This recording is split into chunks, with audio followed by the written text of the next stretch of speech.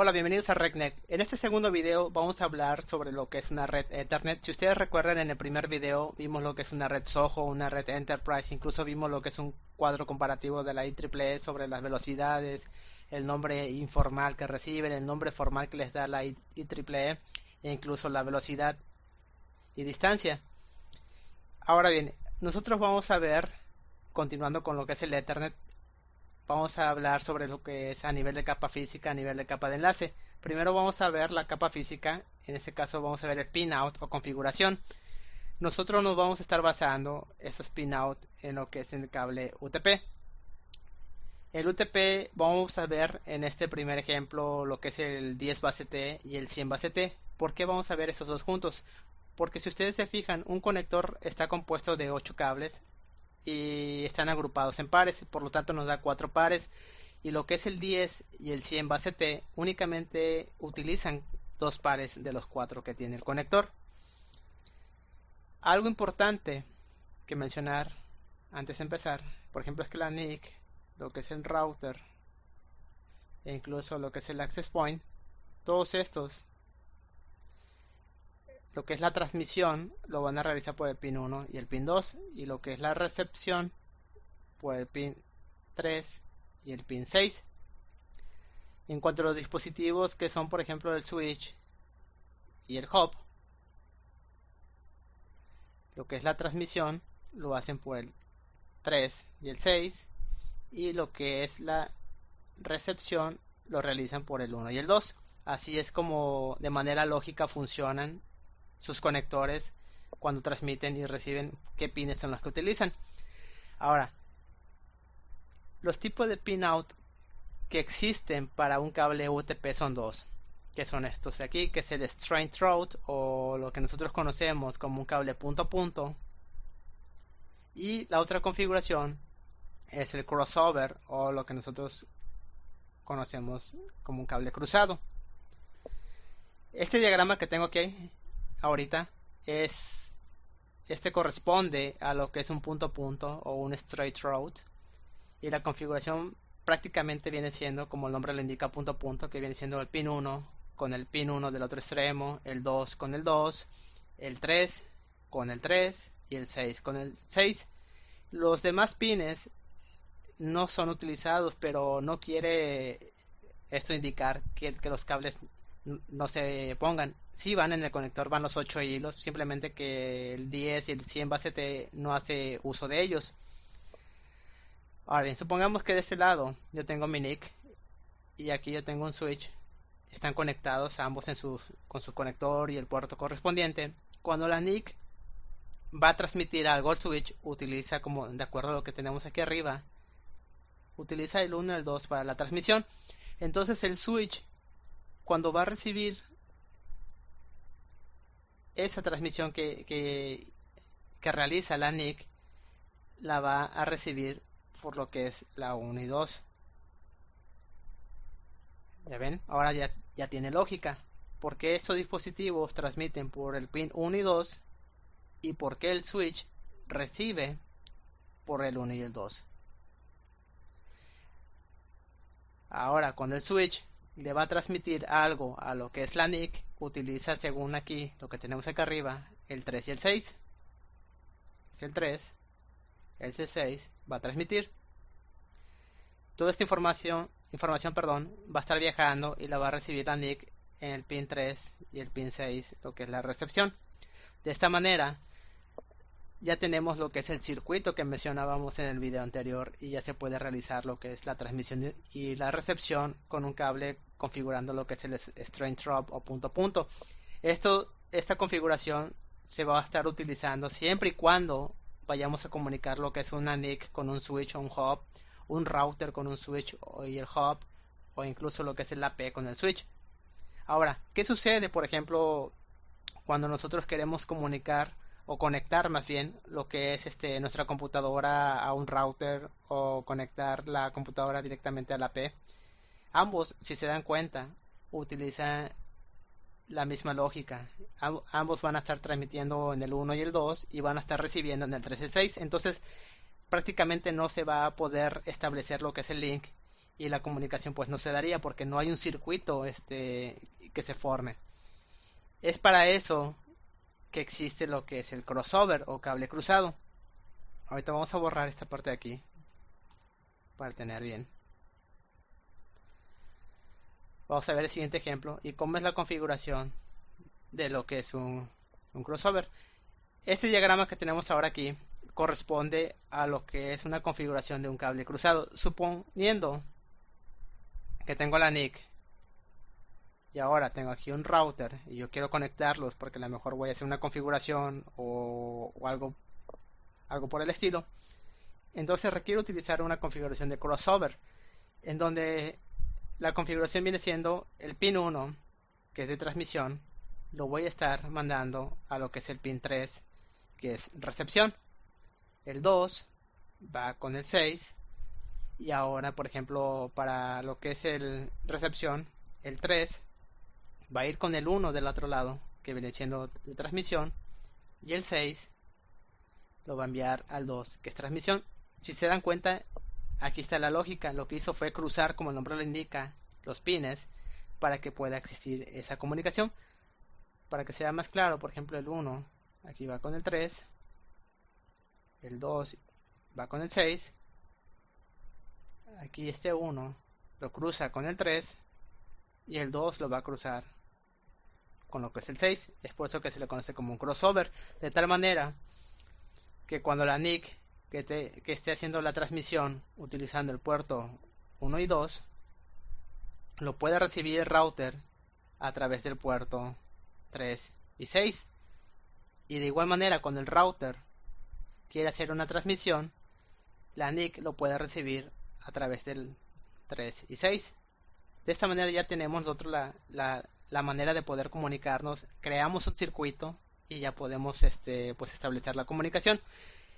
Estos ejemplos que acabamos de ver son muy importantes, sobre todo estos de aquí arriba. Se los tienen que aprender porque pueden hacerles preguntas en el examen que a lo mejor les digan el router, ¿qué pines utiliza para la parte de transmisión? Pues ustedes ya saben que son el 1 y el 2, o les pueden preguntar a lo mejor qué tipo de configuración de cable utiliza el switch para poder comunicarse con otro switch, o qué tipo de cable va a utilizar cuando se comunica un switch con una NIC. Entonces ya saben, aquí la clave está, cuando se van a comunicar un dispositivo con diferente configuración o lógica de transmisión, en este caso puede ser un switch o un hub, van a utilizar lo que es el straight drop, que es el punto a punto. Cuando se van a comunicar con dispositivos que utilicen la misma lógica de transmisión, entonces van a utilizar lo que es el crossover. Por ejemplo, a lo mejor si va a comunicarse un switch con un switch, pues tiene que ser un crossover. Si se va a comunicar una P con una NIC, tiene que ser un crossover. Si es una NIC con un switch, entonces es un straight route, que es la manera como se va a estar haciendo esta configuración. Bueno, visto esos comentarios, ahora viene la parte interesante. Vamos a ver un pequeño ejercicio, simplemente aplicando lo que ya hemos visto ahorita, que es un diagrama muy fácil, simplemente para que se den cuenta de lo que pueden incluso preguntarles en el examen. Aquí tenemos una red que es muy fácil. A lo mejor en esta red nos puede venir el que tengamos que especificar qué tipo de cable vamos a utilizar de acuerdo a las conexiones que tenemos aquí. A lo que nosotros ya vimos y que tenemos aquí arriba, por ejemplo, cuando se trata de una computadora que es la NIC y la vamos a conectar en un switch, ¿qué tipo de cable vamos a utilizar? Como les mencioné, son de diferente lógica la transmisión y recepción, entonces vamos a utilizar lo que es un straight route. Entonces, de esta computadora a este switch, igual vamos a utilizar lo que es un straight route. Cuando es de un switch a otro switch, como utilizan la misma lógica, entonces necesitamos de un crossover para que pueda realizar el circuito. Un crossover de switch a switch, igual es un crossover porque son mismos dispositivos. Este lado igual, va a ser un crossover. Aquí ya sabemos que de una computadora a un switch va a ser un straight route. De un switch a un router, el router utiliza para transmitir 1 y 2 y el switch para transmitir el 3 y 6 no son iguales, entonces vamos a utilizar lo que es un straight route.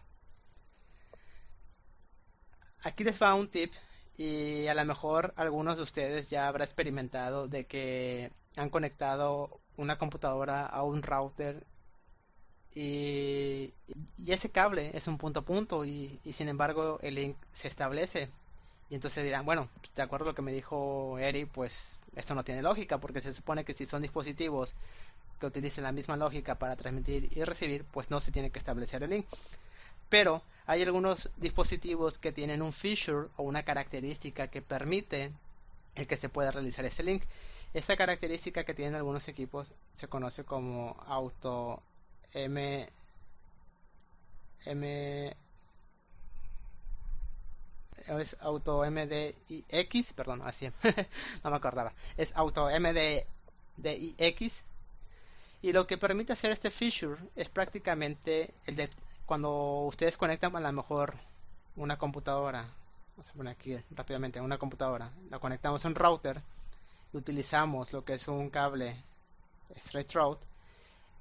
Esta característica lo que va a realizar es detectar que no es el cable correcto, y lo que hace ahí es una configuración lógica de tal manera que permite establecer el link y se levante y ya crea lo que es el circuito. Este simplemente es como conocimiento general, algunos dispositivos ya lo tienen. Y bueno, esto es todo lo que hemos visto aquí para la parte de lo que viene siendo la capa física. Vamos a continuar con la segunda parte. En este caso nos toca lo que es la capa de enlace, que es el segundo punto. Aquí ya tengo preparado lo que es el slice para lo que es la capa 2, en este caso la Ethernet estándar. Esta imagen que tenemos aquí prácticamente representa lo que es un Ethernet frames. Aquí vamos a especificar esta parte hasta aquí, representa lo que es el header. La parte que tenemos aquí es el trailer, y todo lo que tenemos aquí, perdón, aquí viene siendo los datos que están encapsulados. Si ustedes se dan cuenta, ya en el diagrama ya está especificado los campos con los valores y la longitud. La longitud son en bytes. Entonces, lo que es la cabecera prácticamente está conformado por estos campos. Vamos a hablar primero que es el preámbulo, que está compuesto por una longitud de 7 bytes. El preámbulo lo que hace es una función de sincronización. El segundo campo que aparece aquí, que es el SFD o el Start Frame Delimiter, es de un byte. Y aunque parezca muy simple, prácticamente lo que hace este campo es el indicar que el siguiente valor que ya viene es la MAC destino. El tercer campo y el cuarto, que son el destino y el source, hacen referencia a lo que es la MAC address. Ambos son de 6 bytes. El campo type con una longitud de 2 bytes, estamos hablando o especifica el protocolo que va a ser utilizado en este caso, que puede ser IP versión 4 o IP versión 6. Los datos y el path pues son los datos que están encapsulados. El valor mínimo que puede haber es de 46 bytes y el máximo de 1500 bytes. En lo que respecta, por ejemplo, a 802.3 Ethernet Framework, como les mencioné ahorita, el valor mínimo es de 46 y el máximo de 1500. Ahora bien, si nos vamos a nivel de capa 3, este 1500, por ejemplo, lo vamos a estar viendo mucho en lo que es la MTU o el Maximum Transmit Unit o unidad de transmisión máxima, en la cual especifica que es de 1500. Esto es a nivel de capa 3. En el último campo que tenemos aquí, que es el FCS o el Frame Check Sequencing, este campo es de 4 bytes y ahí lo que tiene es un mecanismo para detección de errores. Vamos a hablar un poquito más sobre él adelante. Primero nos vamos a enfocar en estos dos, que es el destino y el source, perdón, el origen de la MAC address. La pregunta aquí sería, ¿cómo está compuesta una MAC address? Una MAC address, su longitud viene siendo de 48 bits. Suponiendo que aquí tenemos nuestra MAC address de 48 bits. Ahora bien, la MAC address tiene que ser una dirección única para cada interfaz. Al ser una dirección única, pues prácticamente estamos hablando de que es una unicast, ya que esa dirección MAC address no tiene que repetirse en ningún otro dispositivo o interfaz.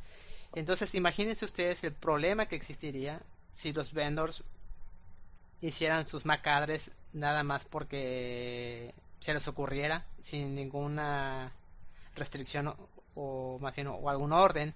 Entonces imagínense el caos, porque puede existir que a lo mejor un vendor, en este caso Cisco, pueda crear una MAC address que pueda ser idéntica a la que tenga IBM, y entonces habría muchos choques en cuanto a las MAC address.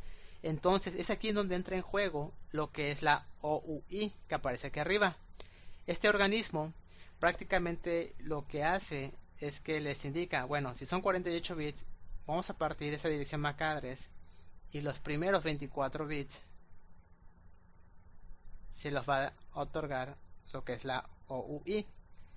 Los otros 24 bits de la MAC address van a ser creados por el vendor, de tal manera que ahora ya existe un control. O sea, ya no va a poder existir el que una MAC address se repita, sino que aquí ya la OUI va a llevar ese control. Él le va a asignar, por ejemplo, a Cisco, le va a asignar, suponiendo, ¿no? un ejemplo, que a lo mejor de la 0001 le asigne hasta lo que es la dirección de. Entonces, esos valores o este rango de valores que tenemos aquí se los va a otorgar a los primeros 24 bits, y posteriormente Cisco entonces sí ya va a crear los últimos 24 bits y ya para que asigne a los que son sus equipos, que es como va a estar creado. De esta manera, como les venía comentando, pues ya va a existir un orden y las MAC address pues ya no van a poder duplicarse. Las MAC address se representan en un formato hexadecimal. Y por ejemplo, lo más clásico, si ustedes se van al DOS de su computadora y le dan lo que es un ipconfig diagonal all, van a ver que su MAC address aparece, por ejemplo, como 00AFDD00 hasta tener 12 dígitos. Esto mayormente así aparece en las computadoras. Cisco utiliza un formato que esos 12 dígitos los agrupa en 3 grupos de A4. Entonces prácticamente Cisco lo que haría es poner así, por ejemplo, 00, un punto, 000, otro punto, 000, otro punto. De tal manera que tiene igual los 12 dígitos. Es la manera como ustedes van a estar viéndolos, las MAC address en los equipos Cisco, agrupados en 4 dígitos en 3 grupos. Bueno, ahora que conocemos esto, que son 12 dígitos, volviendo a este ejemplo, entonces prácticamente aquí estamos hablando de bits, que son 24 que lo segmentan, y si hablamos en formato de hexadecimal, estamos hablando que van a ser 6 hexadecimal, y aquí igual son 6, que es como lo va a estar organizando la OUI. Había mencionado hace un momento que las direcciones son únicas, pero también existen direcciones que son broadcast, direcciones multicast. Cuando hablamos, por ejemplo, de una dirección broadcast, prácticamente es cuando se envía frames hacia todos los dispositivos que conforman, por ejemplo, la LAN. Entonces, estas direcciones broadcast, por lo regular, están conformadas, por ejemplo, lo que es una punto.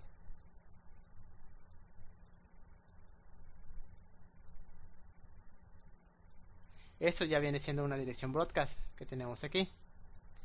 La dirección multicast. Una dirección multicast hace referencia cuando un frame se envía hacia un conjunto de dispositivos o de hosts que lo van a recibir, y a lo mejor esos dispositivos pueden ser que lo copien y lo vuelvan a forwardear.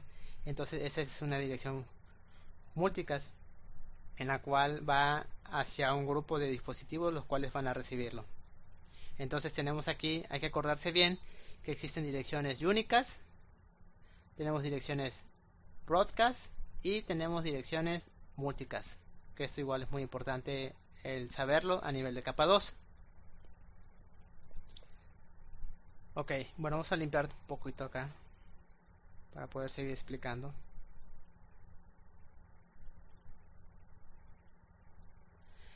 Ahora el siguiente punto que vamos a estar aquí hablando nosotros, en el campo que sigue del tipo, ya habíamos mencionado que en el tipo prácticamente se va a especificar el protocolo que va a tener. En este caso, los frames pueden especificar aquí lo que es si va a ser IP versión 4 o IP versión 6, que es como va a estar viajando. Entonces, cuando vaya nuestro frame, perdón, este es el header y este es el trailer. Aquí va a ir, por ejemplo, suponiendo que va el tipo, va a ir especificado si va a ser IP versión 4 o a lo mejor va a ser IP versión 6, que es como se va a estar enviando. Esta parte de aquí que tenemos el frame check sequence, la función que realiza es prácticamente el detectar errores, no los va a corregir. Lo que es la corrección de errores la van a hacer las capas superiores. En este caso, a nivel de capa 2 únicamente es detectar si durante la transmisión del frames hubo algún error, y posteriormente las capas superiores se van a encargar de recuperar lo que será una recuperación de error para que se le vuelva a retransmitir el frame nuevamente. Entonces, cuando hablamos de un FCS, también vamos a ponerlo aquí. Cuando hablamos de un frame check sequence, hay que hacer referencia a lo que es un CRC. Un CRC prácticamente es una comprobación de redundancia cíclica. Entonces, él es el que va a hacer la detección de errores, pero no la va a corregir. Como mencioné hace un momento, la corrección la van a hacer las capas superiores. Ok, bueno, hasta aquí ya tenemos lo que es el frame Ethernet. Ya hablamos sobre los campos con los cuales se conforman. Vamos a borrar aquí y vamos a ver. Aquí tenemos un diagrama en donde a lo mejor de este lado tenemos un frame. Vemos que este es el header, este es el trailer, y aquí va a contener todo lo que son los datos. Y dentro de estos datos tenemos lo que es la MAC address source, que es donde fue originado, y también lo que es la MAC address destino. Suponiendo que la MAC address destino que estamos buscando, vamos a utilizar nada más 4 valores. Es esta máquina igual, que se llama así. Entonces, lo que hace la NIC, va a enviar el frame Ethernet al switch. El switch va a revisar lo que es su tabla de MAC address y va a saber por qué puerto la va a reenviar, y ese se la va a estar pasando al siguiente switch.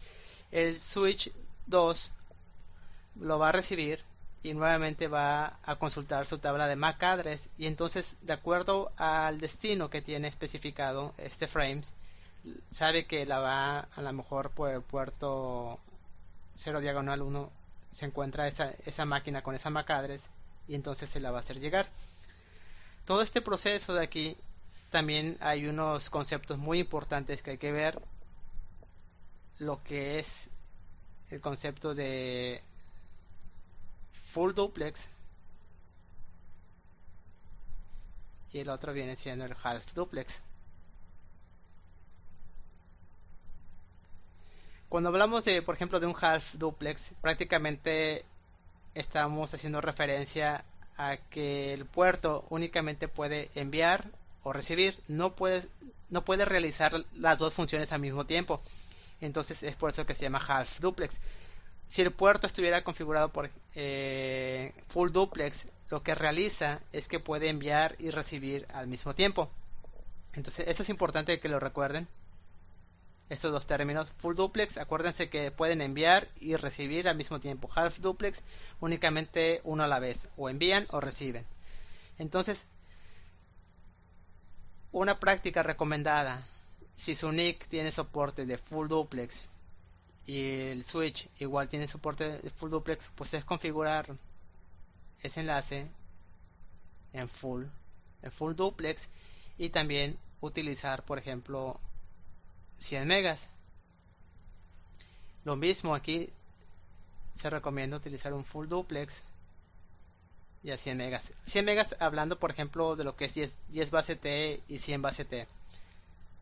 Es lo que se recomienda en una configuración de este tipo. Ahora bien, ¿qué sucede, por ejemplo, hablando del half duplex? Quizás no tengamos un switch y lo que tenemos es únicamente lo que es un hub. Acuérdense que un hub no consulta la MAC address para hacer el forwardeo, y únicamente un hub por lo regular funciona en half duplex. Por lo tanto, un hub solamente puede enviar o recibir al mismo tiempo. Ahora, suponiendo que esta máquina está conectada a un puerto de aquí, y esta otra máquina igual va a un puerto, pero además tengo otra computadora que va a otro puerto del hub, y estas dos máquinas quieren transmitir hacia esta máquina. Vamos a ponerle aquí la A, B y C. B y C quieren enviar un frames o un paquete a lo que es la máquina A. En este caso el hub, como trabaja solamente a lo que es half duplex, únicamente se puede realizar lo que es el enviar o recibir al mismo tiempo. Suponiendo que ambas máquinas empiezan a transmitir al mismo tiempo, lo que va a ocurrir cuando lleguen aquí y las dos van al mismo destino es que, por ejemplo, aquí los frames, va a haber un choque, y a este choque se le conoce como colisión. Esta colisión se debe porque no están sincronizándose para poder enviar y transmitir en un mismo medio. Entonces, como ambos están queriendo enviar al mismo tiempo, entonces ya empieza a haber una colisión de paquetes o de frames. Entonces, para solucionar este problema de que cuando dos dispositivos querían transmitir al mismo tiempo y existía una colisión, fue entonces que crearon lo que se conoce como un CSMA diagonal CD. Ese término significa Carrier Sense Multiple Access with Collision Detections. Esto es muy importante, igual que se lo aprendan, que es el mecanismo con el cual van a detectar en colisiones. Entonces, prácticamente hablando del hub, lo que se hace para evitar las colisiones es utilizar un mecanismo que va a estar, por ejemplo, escuchando antes de transmitir. Primero va a escuchar el medio para saber si algún otro dispositivo o computadora está transmitiendo. Si, por ejemplo, la B está transmitiendo y C quiere enviar, primero va a escuchar, y si ya hay una transmisión, entonces él se va a esperar hasta que B ya finalice. Nuevamente va a intentar enviar, pero va a escuchar antes, y si no hay ninguna transmisión, entonces se realiza su envío. En dado caso de que exista una colisión, prácticamente a través de lo que es el CSMA CD, se va a enviar lo que es una señal que se conoce como jam. El jam prácticamente lo que hace es enviar una señal, tanto en este caso sería B como C, indicándoles que se detengan, y va a activar lo que es un random, lo cual es un tiempo aleatorio para que vuelvan a transmitir. Entonces, de tal manera que utilizando ese jam,